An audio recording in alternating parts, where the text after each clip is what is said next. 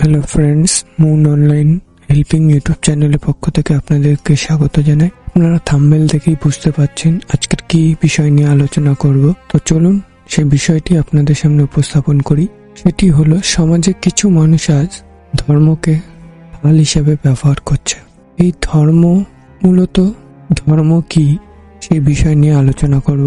তারপরে আলোচনা করব মানবতা কি, ধর্ম ও মানবতার সঙ্গে সম্পর্ক কি, ধর্ম ও মানবতার মধ্যে কিছু পার্থক্য আছে কিনা সেই বিষয়ে আপনাদের সামনে উপস্থাপন করব। ধর্মকে ঢাল হিসেবে কিছু মানুষ ব্যবহার করছে সেই বিষয় নিয়েও আপনাদের সামনে উপস্থাপন করব। আরেকটি বিষয় যে ধর্মীয় মতাদর্শের মানুষ হলেই কি সে মানবতা হতে পারে, ঠিক তেমনি মানবতা মতাদর্শের মানুষ কি ধর্ম নিরপেক্ষ কিংবা ধর্মীয় মতাদর্শের হতে পারে, এই বিষয় নিয়ে আপনাদের সামনে উপস্থাপন করব। ধর্ম হলো কি? ধর্ম হলো একটা বিশ্বাস। ধর্ম মানুষকে আচরণে নৈতিকতা শেখায়। ধর্ম মানুষকে একটি আধ্যাত্মিক রীতিনীতি এবং সুশৃঙ্খল ব্যবস্থা শেখায়। ধর্ম মানুষকে সঠিক নির্দেশনা দেয় কেমন ভাবে আচরণ করতে হবে। ধর্মের মাধ্যমে মানুষের অন্তঃশুদ্ধি বা মন বা আত্মার শুদ্ধ ঘটে। ধর্ম মানুষের শান্তি, শৃঙ্খলা এবং নৈতিকতা প্রতিষ্ঠা করার ক্ষেত্রে বিশেষ ভূমিকা পালন করে। ঠিক মানবতাটা কি সেই জিনিসটা আপনাদের সামনে উপস্থাপন করি। মানবতা হলো জাতি, ধর্ম, বর্ণ নির্বিশেষে মানুষের প্রতি যে ভালোবাসা বা মমতা তৈরি করে। মানবতাযুক্ত মানুষ কোনোদিন কারো ক্ষতি সাধন চাইবে না এবং কোনো ক্ষতি করবে না। তারা চাইবে সমাজকে একটি সুন্দর সুশৃঙ্খলভাবে বজায় রাখা বা সুষ্ঠু সমাজ গড়ে তোলার মূল ভূমিকা পালন করে। মানবতা ধর্ম হলো একটি ধর্ম নিরপেক্ষ মতবাদ, যার ধর্মটি হলো মনুষ্যত্ব। এবার আসি, ধর্ম কি তাহলে কি মানবতা শেখায়? একটি ধর্মে মানবতাবাদের কথা উল্লেখ আছে এবং প্রত্যেকটি ধর্মে মানবতা শেখায়। এবার আসি, তাহলে সমাজে কেন এত মানবতাহীন কর্মগুলি ঘটছে? কেউ যদি ধর্মকে ভালোভাবে অন্তরের মধ্যে স্থাপন করে বা ভালোভাবে ধর্মকে গেঁথে নিতে পারে, তাহলে সেই ব্যক্তিটি অবশ্যই মানবতাবাদী হতে পারে। এখানে ডিপেন্ড করে যে ব্যক্তিটি ধর্ম পালন করছে সেই ব্যক্তিটি ধর্মকে কিভাবে নিয়েছে, কিভাবে নিজের মনে জায়গা দিয়েছে বা ধারণ করেছে তার উপর। এখানে আবারও বলবো, প্রতিটি ধর্মে কিন্তু মানবতা শিক্ষা দেয়।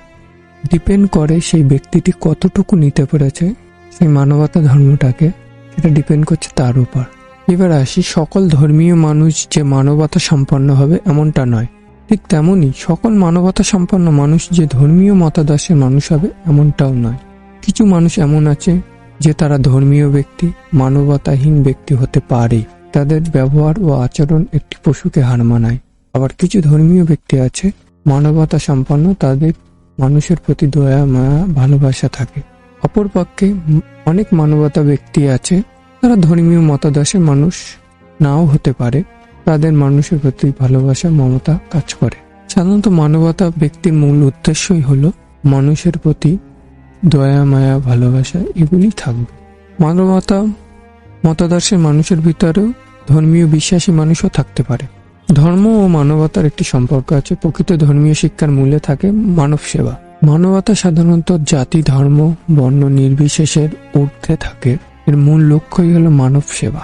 স্বামী বিবেকানন্দ বলেছিলেন, জীবে প্রেম করে সেই জন সবিচে ঈশ্বর। অর্থাৎ মানবতাকে বাদ দিয়ে প্রকৃত ধর্মচর্চা কিন্তু সম্ভব নয়। মানবতা ধর্মের মূল কথাই হলো সবার উপরে মনুষ্যত্ব, তাহার উপর নয়। এটি কোনো নির্দিষ্ট ঐশ্বরিক বিধানের চেয়ে মানুষের বিবেক ও যুক্তি এবং সহমর্মিতাকে বিশেষ গুরুত্ব দেয়। এবার আসি কিছু নেতিবাচক দিকে। বর্তমানে কিছু মানুষ ধর্মকে ঢাল হিসেবে ব্যবহার করছে। বর্তমান সমাজে ধর্মের নামে ব্যক্তিগত বা রাজনৈতিক স্বার্থ হাসিল করার প্রবণতা লক্ষ্য করা যায়, যাকে ধর্মকে ঢাল হিসেবে ব্যবহার করা বলা হয়। কিছু সাধারণ বৈশিষ্ট্য আছে, যেমন রাজনৈতিক সুবিধা, ব্যক্তিগত অপকর্ম ঢাকা, মত প্রকাশের বাধা, ধর্মীয় উগ্রবাদ। প্রথম পয়েন্ট আলোচনা করি, রাজনৈতিক সুবিধা। অনেক সময় রাজনৈতিক নেতারা জনগণের আবেগকে কাজে লাগাতে ধর্মকে একটি হাতিয়ার বা ঢাল হিসেবে ব্যবহার করে। এর ফলে সমাজে একটি বিভাজন সৃষ্টি হয়। তবে এই রাজনৈতিক ক্ষেত্রে ধর্মকে ঢাল হিসেবে ব্যবহার করলে এর আকার বৃহত্তর প্রকৃতির হতে পারে, যেখানে এক ধর্মের সঙ্গে অন্য ধর্মের যে বিভাজন, তার ফলে কোনো একটা উস্কানিমূলক দৃষ্টিকোণ থেকে বড় ধরনের ঝামেলা হতে পারে, যা অনেক ব্যক্তি প্রাণনাশক করতে পারে। তারপরে দ্বিতীয় পয়েন্টে আসি, ব্যক্তিগত অপকর্ম ঢাকা। অনেক ক্ষেত্রে অপরাধীরা নিজেদের মহৎ বা ধর্মীয় অনুরাগী হিসেবে জাহির করে তাদের আসল চেহারা আড়াল করতে চায়। তারা ধর্মকে তাদের নিজের স্বার্থ চরিতার্থ এবং সমাজের বুকে তারা তাদের প্রকৃত সত্তা বা চেহারা আড়াল করে রাখে। সমাজের সামনে তারা একটা নাটকীয় রূপ তৈরি করে। তৃতীয় পয়েন্টে আসি, মত প্রকাশের বাধা। কোনো যৌক্তিক সমালোচনা বা অধিকারের কথা উঠলে অনেকে ধর্মকে ঢাল হিসেবে ব্যবহার করে, সেই কণ্ঠকে চেপে ধরার চেষ্টা করে, বাস্তব সত্যটা চাপা পড়ে যায়। ধর্মীয় উগ্রবাদ, লাস্ট পয়েন্ট। সাধারণ মানুষকে বিভ্রান্ত করতে ধর্মের অপব্যাখ্যা দিয়ে সংশয়িতা উস্কে দেওয়া হয়, যা মানবতার পরিপন্থী। ধর্মের প্রকৃত ও পবিত্র বিষয়গুলি আড়ালে পড়ে যায় বা চাপা পড়ে যায়। মানবতার বিপর্যয়। যখন ধর্মকে ঢাল হিসাবে মানুষ ব্যবহার করবে বা ব্যবহার করে, স্বার্থান্বেষী মহল সক্রিয় হয়, তখন সবচেয়ে বেশি ক্ষতিগ্রস্ত হয় মানবতা। মানুষে ঘৃণা ছড়িয়ে পড়ে এবং ধর্মের প্রকৃতি শান্তি ও মৈত্রীর বাণী আড়ালে পড়ে যায়। যেখানে ধর্মকে ঢাল হিসেবে ব্যবহার করা হবে, সেখানে মানবতা ক্ষীণ হয়ে পড়বে বা খর্ব হয়ে যাবে। ধীরে ধীরে মানবতাহীন হয়ে যাবে, মানবতা শূন্য হয়ে যাবে। ধর্ম কোনো যুদ্ধের ঢাল বা শোষণের হাতিয়ার হওয়া উচিতই নয়। ধর্মের প্রকৃত কাজ হলো মানুষের ভেতরকার মানবিকতাকে জাগিয়ে তোলা। যে ধর্ম মানুষকে বাঁচতে শেখায় না বা অন্যের অধিকারকে খর্ব করে, তা কখনো প্রকৃত ধর্ম হতে পারে না। ধর্মের মূল লক্ষ্য হলো মানুষকে ভালোবাসা শেখানো এবং অন্যের অধিকারকে অক্ষুণ্ণ রাখা, খর্ব করা নয়। সেটিই হলো প্রকৃত ধর্ম।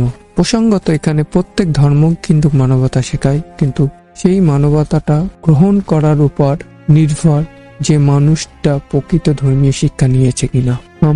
আমরা চাই ধর্ম ও মানবতা একে অপরের পরিপূরক থাকুক। অবশ্যই ধর্ম যেমন গ্রহণযোগ্য, ঠিক মানবতাটা ততটাই গ্রহণযোগ্য। আমি চাই প্রত্যেকটি মানুষের ভিতরে, সে ধর্মীয় মতাদর্শের হোক কিংবা না হোক, প্রত্যেকের ভিতরে যেন মানবতা ধর্মটাকে বজায় থাকে। সেই দিকে আমাদেরকে সতর্ক থাকতে হবে কিংবা নজর রাখতে হবে, যেন সুষ্ঠুভাবে সমাজ গড়ে ওঠে। এটাই আমার কাম্য। আজকের ভিডিওটি এই পর্যন্ত। ভিডিওটি যদি ভালো লাগে অবশ্যই লাইক করবে এবং এই ধরনের টিউটোরিয়াল ভিডিও পেতে চ্যানেলটি সাবস্ক্রাইব করুন, পাশে থাকা বেল আইকনটি ক্লিক করুন।